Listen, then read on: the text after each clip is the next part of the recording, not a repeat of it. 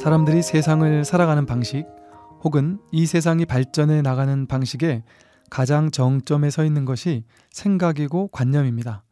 수많은 사람들이 저마다 자신의 생각으로 자신만의 세상을 만들어내곤 하죠. 머릿속에서 생각해낸 것 혹은 머릿속에 주입해왔던 수많은 관념들이 이 세상을 만들어내는 원동력이 되고 있습니다. 일체 유심조라는 말이 있죠. 마음 낸 대로 이루어진다라는 그 한 가지 이치는 언제까지고 우리가 명심해야 할 명제입니다. 그러나 여기에 함정이 있습니다. 그렇듯 세상을 창조해내는 생각이라는 것, 관념이라는 것의 본질이 어떤 것인가 하는 문제입니다. 관념이 본질적이고 지혜로운 것이라면 아무런 문제가 없겠죠.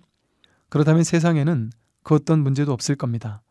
그러나 생각과 관념은 본질적인 삶과는 다소 거리가 있습니다.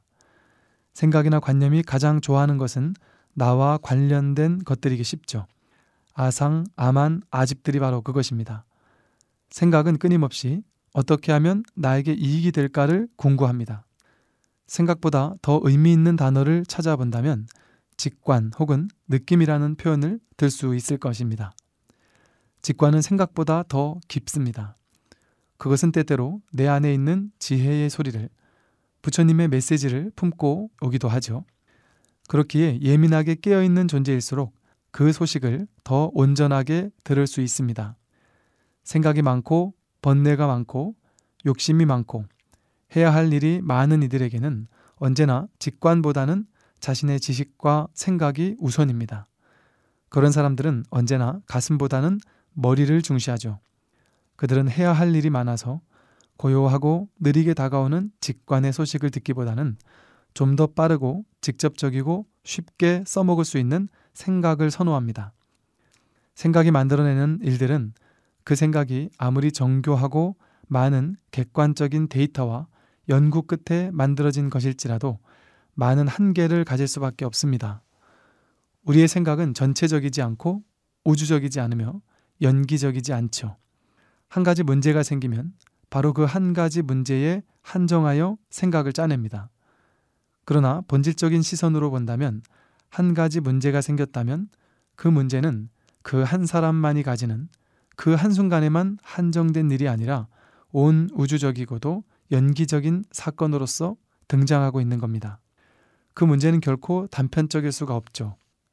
아무리 사소한 문제일지라도 그것은 우주적인 것입니다.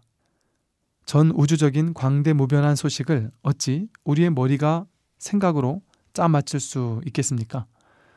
밥을 굶고 있거나 기아로 허덕이는 아이를 만나면 누구나 그 순간 돕고 싶은 마음, 자비심이 저절로 생겨납니다. 그것은 직관이요 느낌입니다. 그러한 자비심은 생각으로 짜낸 것이 아닙니다. 그 직관을 따르면, 가슴을 따르면 아무런 문제가 없습니다.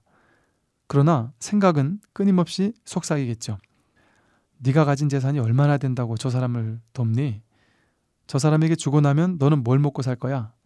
라고 순간 생각은 직관을 무시하게 됩니다. 나아가 자신의 행동에 대한 정당성을 확보하고자 온갖 생각과 교묘한 관념으로 무장합니다.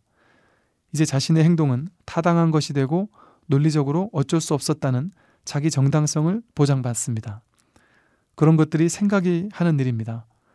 언제나 생각은 자기중심적이고 이기적인 쪽으로 방향을 틀지요. 어떤 일을 해야 할지 말아야 할지 고민이 된다면 생각을 굴려 온갖 지식과 정보를 총동원하여 결론을 도출해내려고 애쓰지는 마시기 바랍니다. 차라리 생각과 논리를 잠시 옆으로 비껴놓은 채 마음을 관함으로써 텅 빈 가운데 충만하게 피어나는 직관의 소식에 귀를 기울여 볼 수도 있을 겁니다. 물론 직관이 어떻게 오는지, 이것이 직관이 맞는지는 조금 어려운 문제겠죠. 이에 비해 생각은 언제나 분명해 보입니다. 이것 아니면 저것으로 분명히 선택할 수 있죠. 그러나 세상에 이것 아니면 저것, 옳은 것 아니면 그른 것이라고 딱 정해놓을 수 있는 것이 어디에 있겠습니까? 그것은 겉으로 보기에는 분명해 보이지만 많은 맹점과 문제를 안고 있는 결정입니다. 직관은 옳거나 그르다고 딱 잘라 말하지 않습니다. 이 일을 선택하거나 저 일을 선택하라고 결론 짓지 않습니다. 생각처럼 내 안에서 직관의 대답이 분명하게 들리지도 않겠죠. 그렇게 직관의 소리 없는 소리를 듣고 따르기 위해서는 마음을 비우고 열린 가슴으로 귀를 기울여야 합니다. 그래야만 꽃이 피는 소리처럼, 나뭇잎이 속삭이는 소리처럼 들리는 듯 마는 듯 연꽃 향기 같은 소식이 들려오게 될 것입니다. 그 소리를 들을 수 있을 때 나를 놓아버리고 내 생각을 놓아버리고 내면의 소리 없는 소리에 내 존재를 내맡기고 따를 때 비로소 우리의 삶은 본 흐름을 타기 시작할 것입니다. 생각을 따르지 말고 직관을 이해해 보시기 바랍니다.